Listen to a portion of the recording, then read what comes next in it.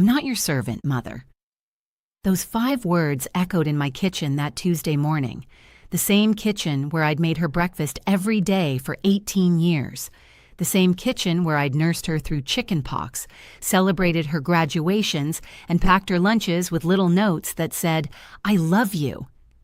But she had no idea what I'd done 3 days earlier.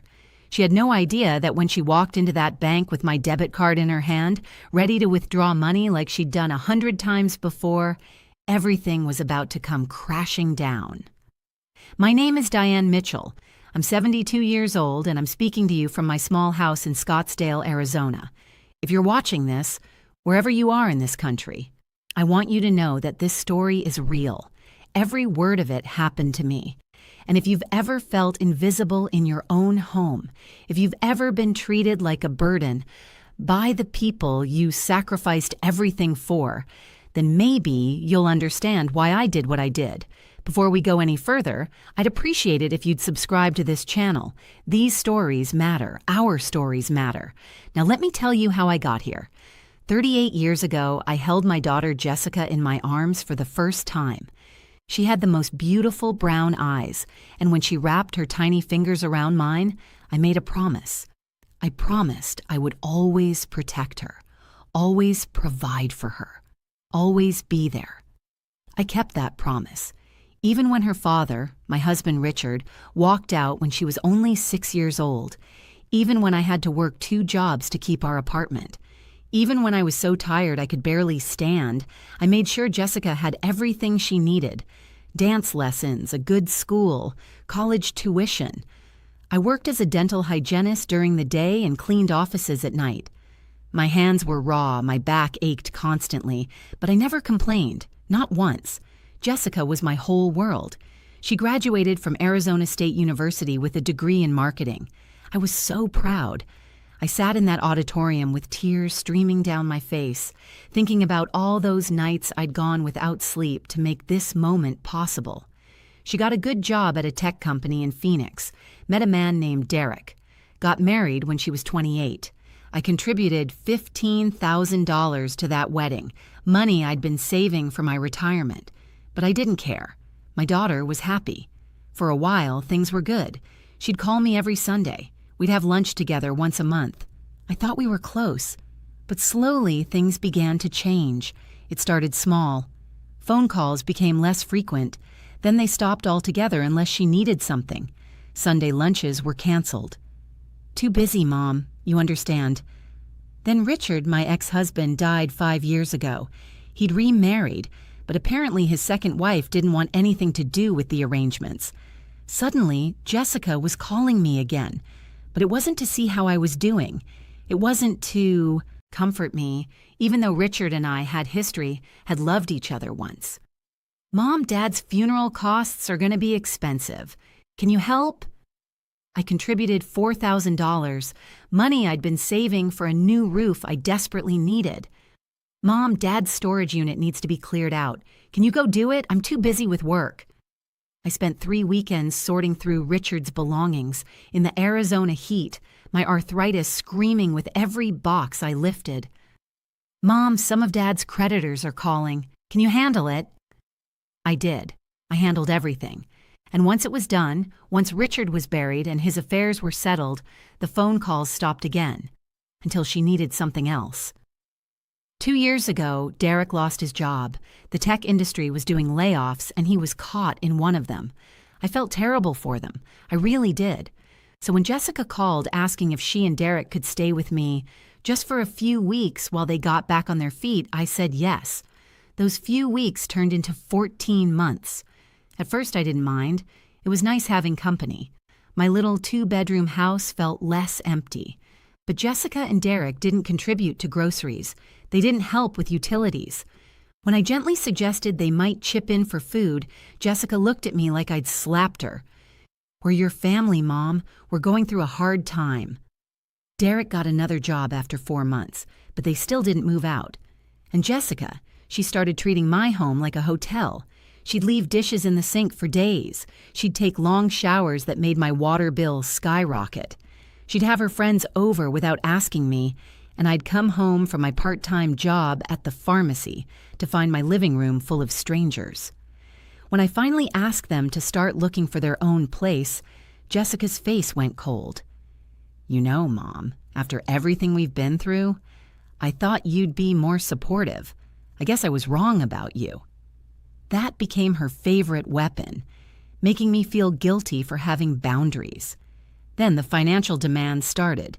"Mom, can I borrow your credit card? Just for a few things." "Mom, I need to use your car. Mine's acting up and I can't afford to fix it right now." "Mom, can you cover my phone bill this month? Just this once." It was never just once. My credit card bill climbed to $8,000, charges I didn't recognize. Designer clothes, expensive dinners, a weekend trip to California that I certainly didn't take. When I confronted Jessica, she cried, actual tears.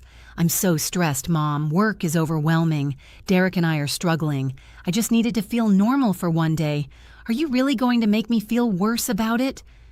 I paid the bill, wiped out most of my savings. They finally moved out, but by then, something had fundamentally shifted. Jessica knew she could manipulate me. She knew exactly which buttons to push, and she kept pushing them.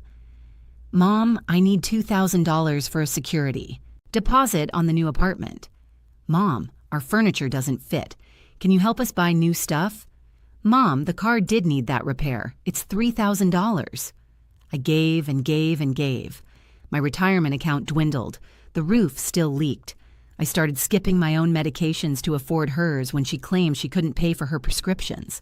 Last year, I fell, tripped over a rug in my hallway and broke my wrist. I was alone in the house in terrible pain. I managed to call Jessica. "Mom, I can't come right now. I have a meeting at work. Can you call an Uber to get to the hospital?" An Uber to the emergency room with a broken wrist. My neighbor, Mrs. Patterson, heard me crying and drove me to the hospital. She stayed with me for 6 hours. Jessica showed up 3 days later with grocery store flowers and a litany of excuses. While my wrist healed, I needed help. Basic things: cooking, cleaning, grocery shopping. I asked Jessica if she could come by a few times a week. "Mom, I have my own life. I can't just drop everything because you fell. You need to be more independent." Independent. At 72. With a broken wrist. Mrs. Patterson organized a few neighbors to help me. People I barely knew showed me more compassion than my own daughter. When I recovered, I sat in my kitchen one night and looked at my bank statements. I'd given Jessica over $50,000 in the past 3 years. I was behind on my property taxes. My savings were nearly gone. And I realized something that broke my heart. My daughter didn't love me. She loved what I could give her. 3 months ago, everything came to a head. I'd been diagnosed with high blood pressure and early-stage diabetes. Nothing life-threatening, but it required medication and monitoring. My doctor recommended I reduce stress, eat better, rest more. I was worried, not terrified, but concerned about my future. I called Jessica to tell her about the diagnosis. Maybe part of me hoped it would wake her up, remind her that I wasn't invincible. "That's rough, Mom. Look, I can't really talk right now. We're about to head out for dinner. Text me the details later, okay?" She hung up. She never texted to ask how I was. 2 weeks later, she called me.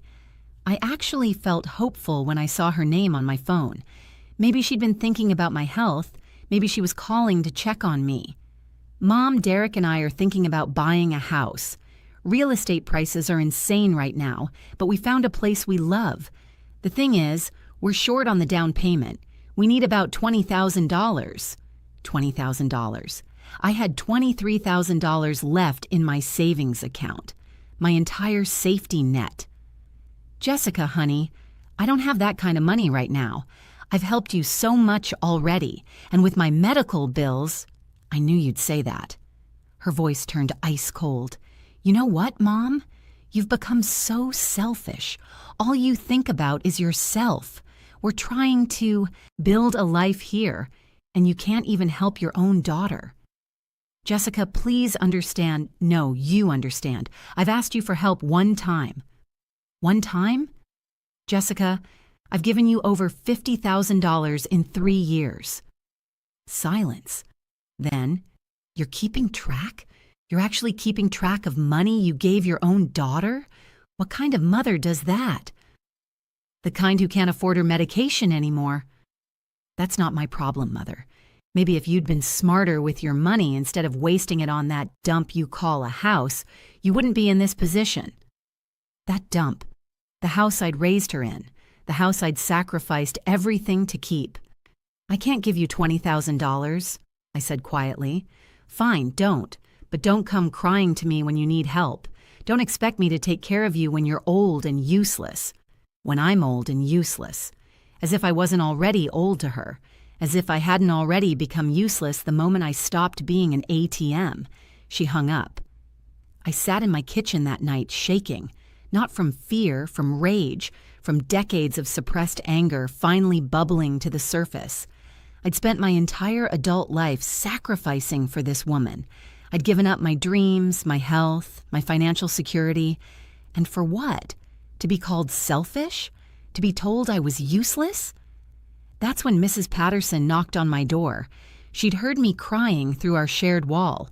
She sat with me, held my hand, listened to everything. And then she said something that changed everything. Diane, you need to protect yourself, not from strangers, from her. The next morning, I called my lawyer. Actually, that's not quite true. I didn't have a lawyer. I'd never needed one. But Mrs. Patterson's son, Marcus, was an estate attorney. She called him, and he agreed to meet with me that afternoon. Marcus was kind. He didn't judge me when I explained the situation. He just listened, took notes, and then gave me advice that made perfect sense. Mrs. Mitchell, you need to establish a power of attorney with someone you trust. If something happens to you, if you become incapacitated, Jessica would normally make medical and financial decisions on your behalf as your next of kin. Given what you've told me, that's not in your best interest. Who would I even name? I asked. I don't have anyone else. Marcus glanced at his mother, Mrs. Patterson, who'd insisted on coming with me. Mrs. Patterson squeezed my hand. Name me, Diane. We've been neighbors for 15 years. I'd be honored. I almost cried right there in that office. Marcus drew up the paperwork. Durable power of attorney for both healthcare and finances, naming Patricia Patterson as my agent. He also helped me set up a revocable living trust, transferring my house and remaining assets into it. Jessica wouldn't inherit anything automatically anymore. I could change the trust beneficiaries at any time. One more thing, Marcus said. I'd recommend closing your current bank account and opening a new one. Don't give Jessica access. Don't tell her about it. She has my debit card, I admitted, ashamed. I gave her the PIN years ago for emergencies. Marcus and Mrs. Patterson exchanged a look. Diane, Mrs. Patterson said gently, has Jessica ever taken money without asking? I thought about the credit card charges, the unexplained withdrawals I'd noticed but never questioned. Yes, I whispered. I think she has. The next day, I went to a different bank. I opened a new checking account and transferred all my remaining funds.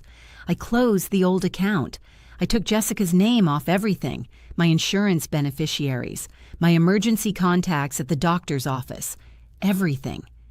It felt like cutting off a limb, but it also felt like taking my first real breath in years.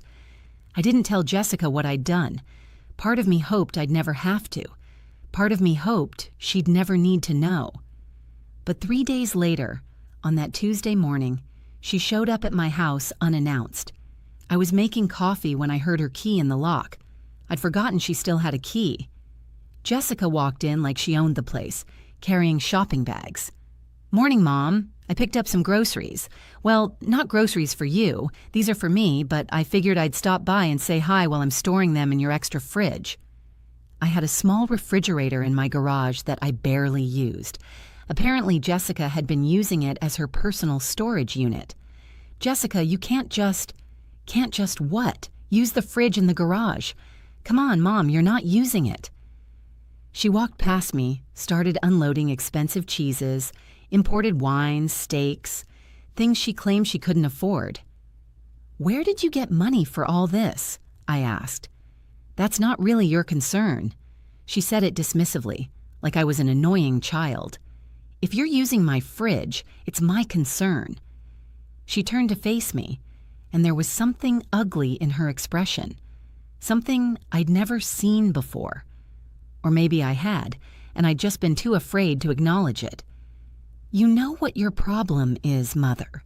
You think you still have control. You think you can tell me what to do, but I'm almost 40 years old. I don't need your permission for anything." "This is my house, Jessica." "Yeah, a house that's falling apart, a house that will probably be mine someday anyway, so what does it matter if I use the fridge?" That's when it hit me. She was already counting on my death, already planning for my assets. "I need you to give me back your key," I said quietly. "Excuse me?" "Your key to my house. I want it back." Jessica laughed, actually laughed. "Are you serious right now? You're kicking your own daughter out?" "I'm asking for my key back." "No." "Jessica." "No, Mother. I'm not giving you the key. What if something happens to you? What if you fall again and I need to get in to help you?" "You didn't help me last time." Her face hardened. "I'm getting really tired of your attitude lately. Ever since I asked you for that down payment, you've been acting like I'm some kind of burden, like I'm asking for something unreasonable. I'm your daughter. You're supposed to help me." "I have helped you for years." "And now you're done? Is that it? You're just cutting me off?" "I'm asking you to respect my boundaries, to respect my home." Jessica took a step toward me. She was taller than me, and in that moment I realized I was actually intimidated by my own daughter. "Let me make something very clear," she said, her voice low and sharp. "I'm not your servant, Mother. I don't jump when you say jump. I don't hand over keys because you're having some power trip. This is ridiculous, and I'm done with this conversation." She grabbed her purse, left the groceries on my counter, and stormed toward the door. "I'm going to the bank to withdraw money for the groceries. I'll use your card since you apparently don't appreciate me spending my own money to stock your fridge." And she left. I stood there, trembling, not from fear anymore, from relief, because I knew what was about to happen. Jessica walked into the Bank of America on Scottsdale Road at approximately 10:30 that morning. I know the exact time because Marcus called me at 11:15 to tell me what happened. After Marcus had helped me with the power of attorney, I told him about Jessica having my old debit card. He'd made a note in my file that if anyone tried to use that card or access that closed account, the bank should contact him immediately as my attorney. Jessica went to the ATM first, tried to withdraw $300. The card was declined. She tried again, declined. Annoyed, she went to the teller window. This is where it gets interesting because the teller who helped her, a young woman named Sophie, later told Marcus everything. Jessica approached the counter with a smile. "Hi, I need to withdraw $500 from my mother's account. The ATM isn't working." She handed over the old debit card and her driver's license. Sophie scanned the card and frowned.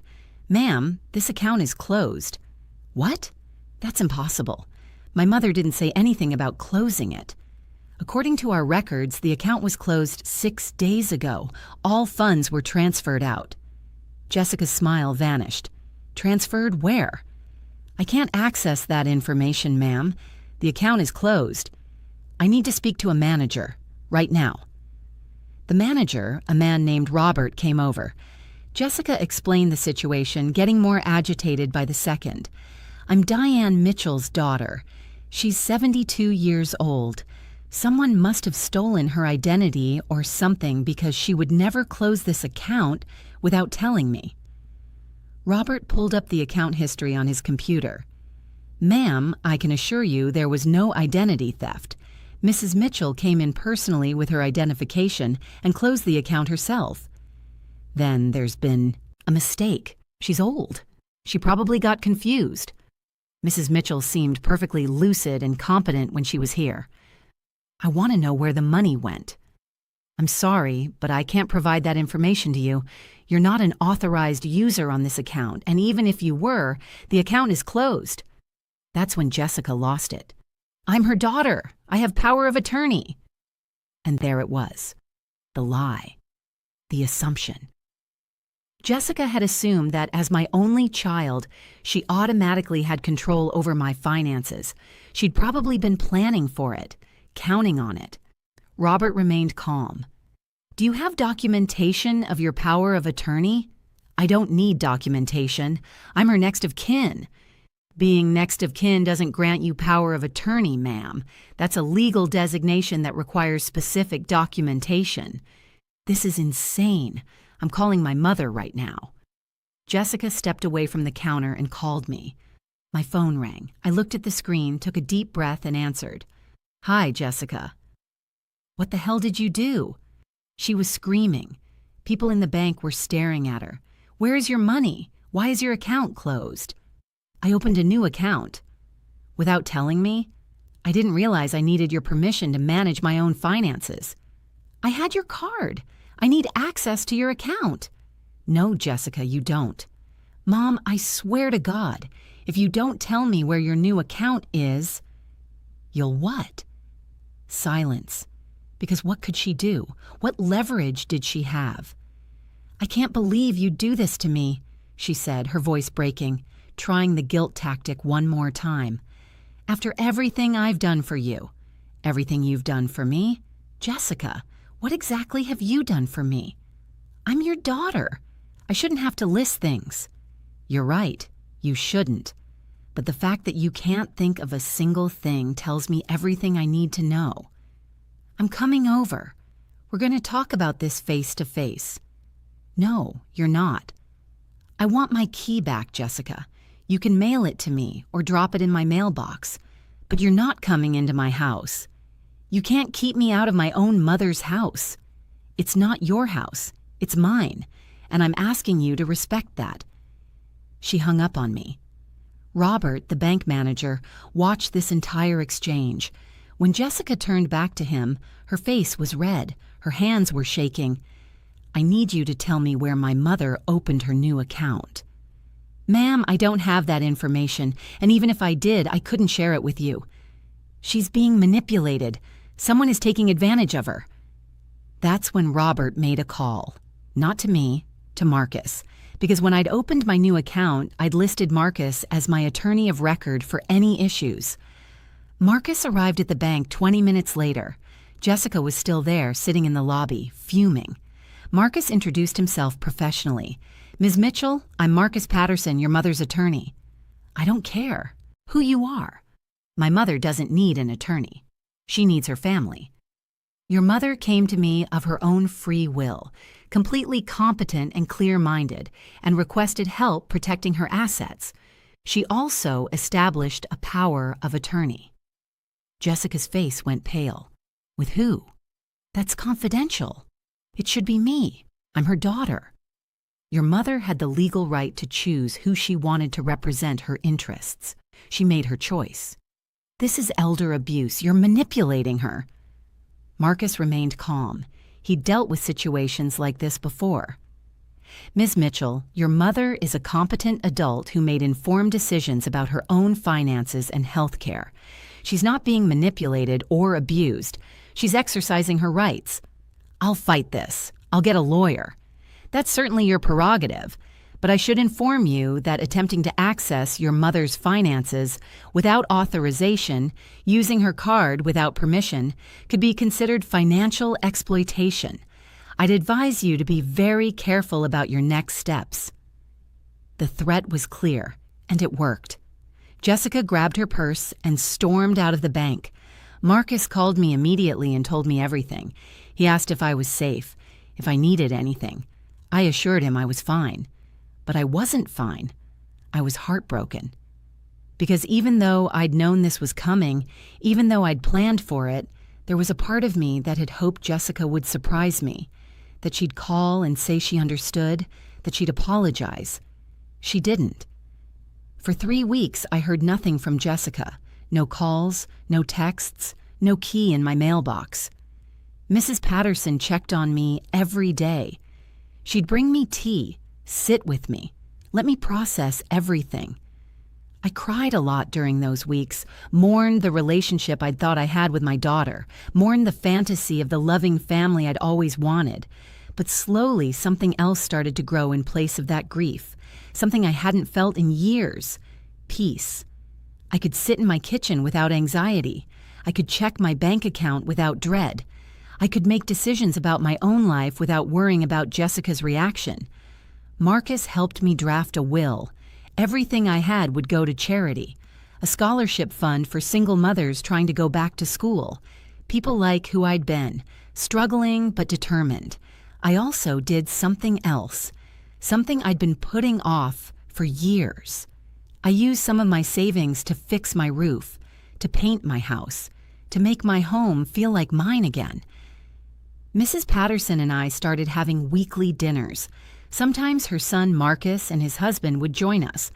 I'd forgotten what it felt like to laugh at a dinner table, to feel wanted, not needed, to feel valued, not used.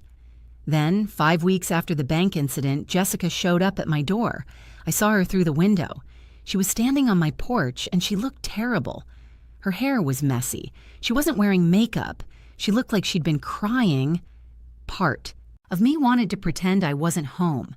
But another part of me, the part that had spent 72 years being kind, couldn't do it. I opened the door but didn't invite her in. "Hi, Mom." "Hello, Jessica." "Can we talk?" "We're talking now." "Can I come in?" "No." She flinched. "Good. Mom, I've been thinking a lot about everything, about what happened at the bank, about what you said." I waited. "I think maybe I haven't been the best daughter lately." Lately? As if this was recent.